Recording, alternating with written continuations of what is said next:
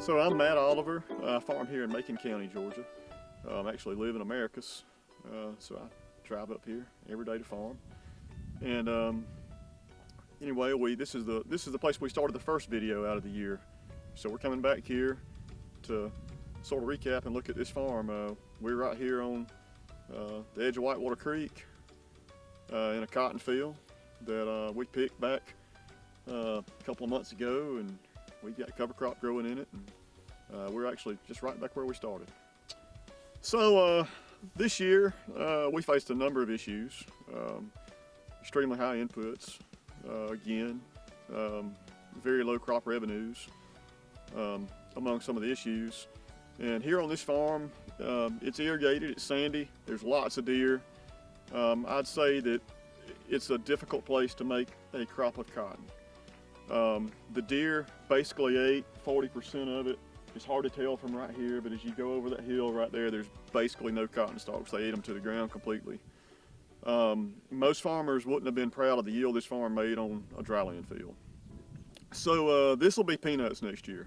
We just put rye out here basically just to try to stop any erosion, put some good living roots in the ground, try to help biology in the soil. Again, this will be peanuts. We'll come in and we will run a subsoil leveler either before or possibly even after burn down, but probably burn down first, and then we'll run a subsoil leveler, and we'll put a turbo till across this one time and plant peanuts on it. Making it to next year is in a number of hands. It's in the banker's hands. It's in the Lord's hands, of course, number one. Honestly, we're at a point where we need a relief package of some sort. I've never wanted to be the one with his hand out walking around, you know, asking for help and all that sort of thing. But in order to stay in business in a good way and in a strong way, we need a widespread relief package. You know, I can't speak for the Midwest. I can't speak for other parts of the country necessarily. But I know the Southeast 2 years in a row. We've just really hurt 2 years in a row. You know, and it's not rocket science. When it's basic math. When revenues fall well under what it takes to do what we do, you know, when they fall well under expenses, it just leaves us in a place like this. And this has been this way for a while. In 2025, I would love to be able to sit down and run my numbers and project 2025. And put numbers on paper up front that will work. I'd love to be able to do that right out of the gate. In 2024, we could not do that. Right out of the gate, the numbers did not work. You know, and you wonder, okay, well, if the numbers don't work, why somebody do something like this? Well, all this equipment we have, those are fixed assets. When we take that on, we take it on for the long haul.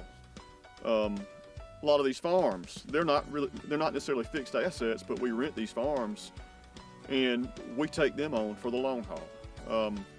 You know, loyalty to a landowner that we rent from, they shouldn't have to go fishing for a new person to rent to year in and year out. So again, we like to take our land on for the long haul. So that's kind of where we are. That's what I like to see out of 2025, some way to make a profit. I would love to see some reference prices that match up with current expectations. And when I say expectations, I mean what it costs to produce a crop. The main thing I can say right now is we do not do this for the money.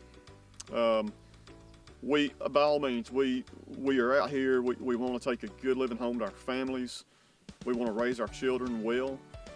But to the consumer, I want y'all to know that we're trying to raise a good quality product for y'all. Nothing would behoove us more than to know that we raise that product right here in Georgia, and that you're laying on it, snuggling up with it every night.